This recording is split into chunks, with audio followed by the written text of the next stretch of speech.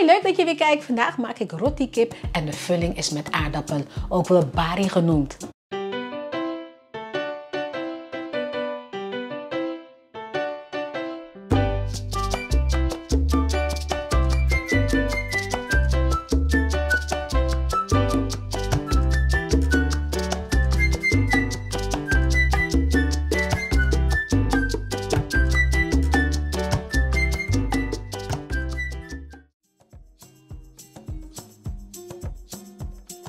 De eerste stap wat we gaan doen is eerst de aardappelen koken. De aardappelen gaan we 10 minuutjes koken. Gaat om 1 kilo aardappelen, mooie stukjes gesneden en daar voeg ik 1 kippenbouillonbok bij. En that's all. Ik heb 1 kilo aardappelen, daarvan heb ik een kommetje van 340 gram aardappelen apart gehouden. Die ga ik gebruiken voor mijn rotivellen.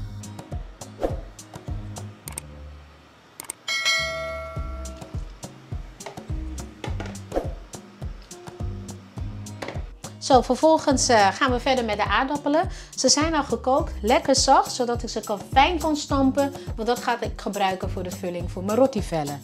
Nou, je ziet 2 kommetjes. Deze ga ik gebruiken voor de vulling. En dit gaan we straks verder gebruiken voor het bijgerecht. Mijn stampertje heb ik het om te stampen. Om te checken als hij goed fijn is. Ja, 1 keer stampen en je ziet het dat ze helemaal plat worden. Ik doe het nu omdat het warm is. Dit laat ik dan afkoelen. Want pas als de vulling goed is afgekoeld, kan ik hem gebruiken om mijn rotibolletjes mee te gaan vullen.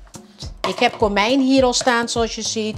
Wat madame Jeanette. Vind je het te heet? Laat dan de peper weg zonder zaadjes of helemaal zonder peper. Mag ook. Het eerste ingrediënt dit is echt een eetlepel dat ik erbij ga toevoegen, zijn geroosterde komijn. Ik heb al een hele grote hoeveelheid vooraf gemaakt. Wat ik vaak lekker vind om roti te maken. Dus dit heb ik al kant en klaar. Wil je precies weten hoe ik het komijn ga roosteren? Kijk dan even naar mijn filmpje hoe je roti eend maakt.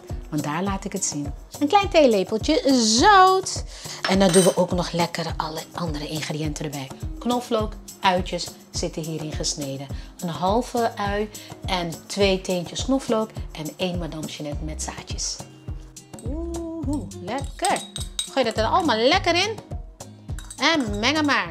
Dit is de gehele aardappelvulling. Ik laat hem even afkoelen. Het is nog warm, dus ik doe het even op de balkon. Dan is hij heel snel weer koud. Zo ziet het eruit. Ook wel bekend als natuurlijk bari.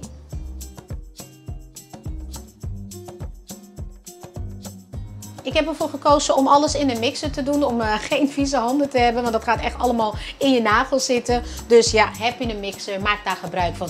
Wil je het met de hand doen, go for it. Het is een workout, dus kies jouw eigen manier. We gaan nu beginnen om het deeg te gaan maken. Het belangrijkste onderdeel natuurlijk om je eigen roti recept te maken, heb je dit natuurlijk wel even nodig. We beginnen met zelfrijzend bakmeel 500 gram, 2 theelepels gist en 2 theelepels zout. Een 1,5 eetlepel geklaarde boter, wat water, 300 ml en dan ben je klaar. Oké, alles is al netjes gezeefd.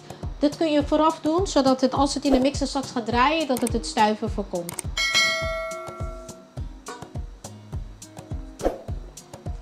Zo, hiervan 2 lepeltjes. Dat gooi je er gelijk bij. 3 eetlepels van geklaarde boter. Het lijken echt hele grote scheppen hoor. Maar het wordt straks lekker zacht en smeuïg voor hierin. En als laatste, de zout komt erbij. Niet te veel in 1 keer. Er kan nog wat bij.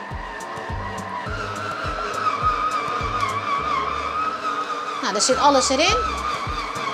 Ik doe een kleine theelepeltje olie in deze schaal. Puur om het feit dat het straks lekker niet gaat plakken. En dan laat ik hem rustig hierin staan. Voor 1 uur plus minus moet hij gaan rijzen. Ik dek het af met plastic folie. Doe het lekker in de woonkamer. Is lekker warm met een kacheltje aan. En dan kan hij gaan rijzen. En dan gaan we straks bolletjes maken. Dan haal je hem eruit. Et voilà. Ik zal het niet boven de grond doen. En dan komt hij er zo uit. You see? Helemaal schoon. Als je dit zo ziet, dan heb jij je deeg goed bereid. Oh, prachtig man. Is om van te houden. En als ze niet luisteren, dan map je ze. Ja, kinderen die niet luisteren. Oh nee hoor, geen kindermishandeling. Don't worry.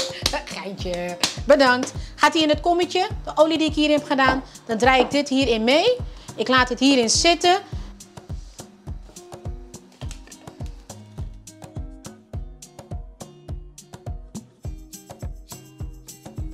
Dan is het nu tijd om eindelijk de roti-rolletjes te gaan maken. Oftewel de rotivellen. De vulling van aardappelen gaat er nu in uitrollen. En dan is het gerecht eindelijk klaar. Let's go! Zoals je ziet heeft de deeg echt lang kunnen rijzen. Meer dan een uur. Laten we zeggen 1,5 tot 2 uur lang. Geef het de tijd. Hoe meer je de tijd geeft, hoe luchtiger het wordt. Ik haal hem eruit en je hoort het knisperend. Dit is de formaat van het bolletje wat we eigenlijk gaan gebruiken. Wat ik doe is, je kneedt hem helemaal lekker rond. Rond maken. Zo, voor de rotivellen. Oh, ik heb zoveel namen gehoord. Roti pannenkoek, ciabatta, naan of ja, you name it. Maar het is gewoon de roti. En je hebt verschillende vullingen natuurlijk voor de roti. Met aardappel en gele erwten. Gele erwten is daal. En wat we met aardappelen doen is bari. Oké. Druk hem lekker goed aan. En 1 lepel is voldoende. Ik ben soms een beetje te royaal. Strijk hem goed af. Doe hem hierin. Duw het lekker naar binnen. Stukje wat uitsteekt doe je eruit. Draai hem lekker rond. Tussen je duim en je vingers in. Lekker. Maak hem lekker plat. En dan gaan we hem bakken in een koekenpan of een echte rotipan. Een tava ook wel genoemd. Deze pan ga ik gebruiken. Mijn rotipan, ik ben er zo trots op. Gewoon op de Haagse Markt gekocht. Zo, zorg dat je een beetje natuurlijk weer meel, bloem hier overheen hebt. En dan ga je het rollen. Rollen, niet te veel kracht plaatsen. Voorzichtig, evenredig verdelen. En dan tussentijds altijd nog een beetje omdraaien. Het is wel een kunst hoor, om een mooi rondje te krijgen. Maar ja, het gaat erom dat het lekker smaakt uiteindelijk. Hè? De vorm en de grootte, die komt naarmate je het steeds vaker doet. Zie je dat er een beetje openingetjes komen, dan kan je een beetje meel erop zetten. En het blijven afwisselen van plek waar je gaat rollen. Maar niet te veel druk erop zetten. Deze even opschuiven mijn bolletjes. Dan kan ik er weer makkelijker bij. Kan nog groter. De eerste 2 denk je van oh even wennen hoe je de pressure en druk moet verdelen. Maar dan komt het eigenlijk allemaal wel goed. Zo.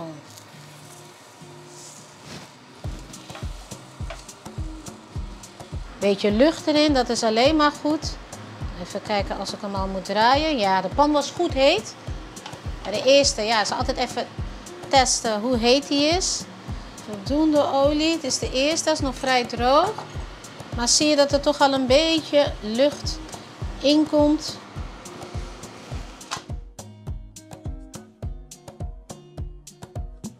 Gaan we beginnen met de groenten lekker te wokken. Kousenband is de groente die ik dit keer voor heb gekozen. 340 gram pak een beet.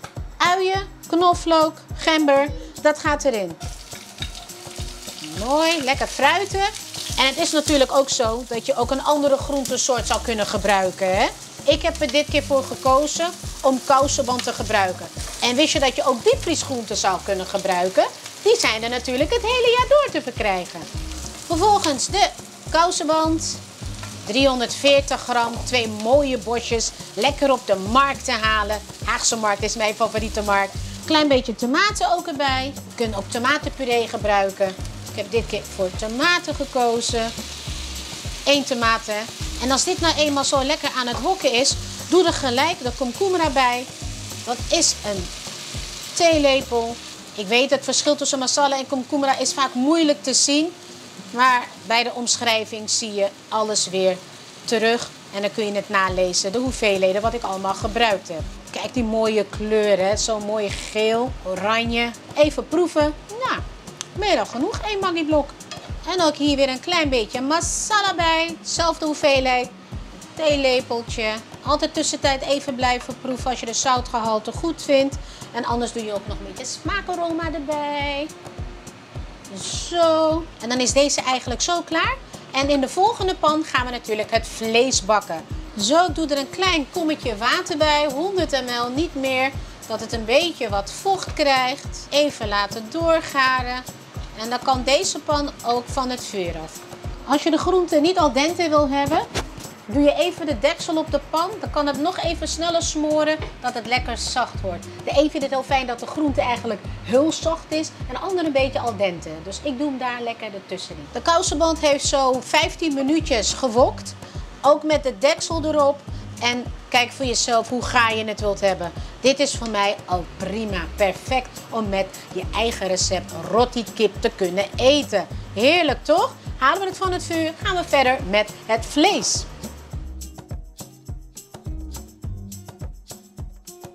We gaan nu verder met het bakken van het vlees. Pan goed heet laten worden. Vlees, hoeveel dat ik heb gekozen, is kippendij. 730 gram. Lekker veel vlees. En bakken maar. Hij bakt goed mee. En dan ga ik nu alle overige kruiden hier ook weer aan toevoegen. Zoals natuurlijk de Maggi-blok. Mijn laos 2 centimeter. Gember erbij. En ja, het vlees bakken is ongeveer 15 minuutjes. Blijf hem wel tussentijd roeren, zodat hij overal even gaar is. Ik doe er gelijk nog 1 Maggi-blok bij. 2 in totaal dus aan toegevoegd. Ga lekker de uitjes. Is 1 ui wat ik trouwens gebruikt heb. 3 teentjes knokvlook. Dat zit hier allemaal in, al vooraf gesneden. Nou, wil je nog meer van mij zien? Kijk dan naar mijn social media. Instagram, gewoon onder de naam In de Keuken van Germaine. Kan niet missen. Ik doe de overige ingrediënten erbij. Dit is een laurierblad. En dan heb je ook dat andere blad, salamblad. Ook in alle toko's te verkrijgen. Theelepeltje zwarte peper. Lekker veel. Madame Jeannette. Ik maak hem niet stuk. Ik laat hem gewoon lekker heel. Ik ga meteen al de curry mix masala erin doen. Dat geeft het vlees de mooie kleur. Oh, kijk die kleur nou. En die geur, als je dat kon ruiken.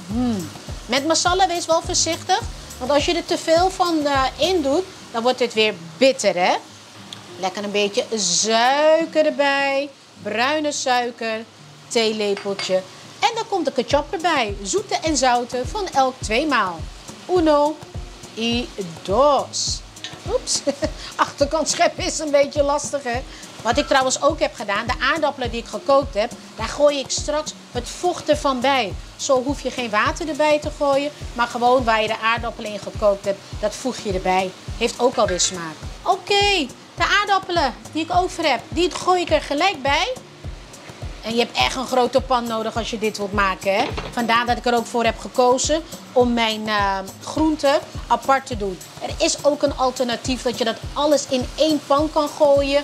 Maar waarom alles in 1 pan gooien als je het zo kunt scheiden? Zo, vocht 400 ml wat ik gekookt heb van de aardappelen.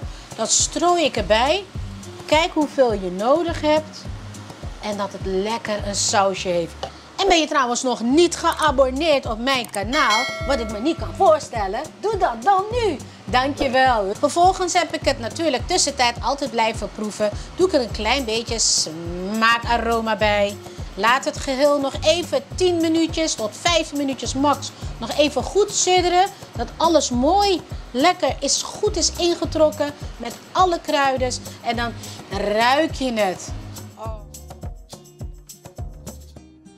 Dan ga ik de 4 eieren die gekookt zijn, ga ik daarin bakken. Waarom ga ik ze daarin bakken? Dan krijgt het een mooie korst en dat smaakt zo lekker. Die gooi je er lekker in, voorzichtig.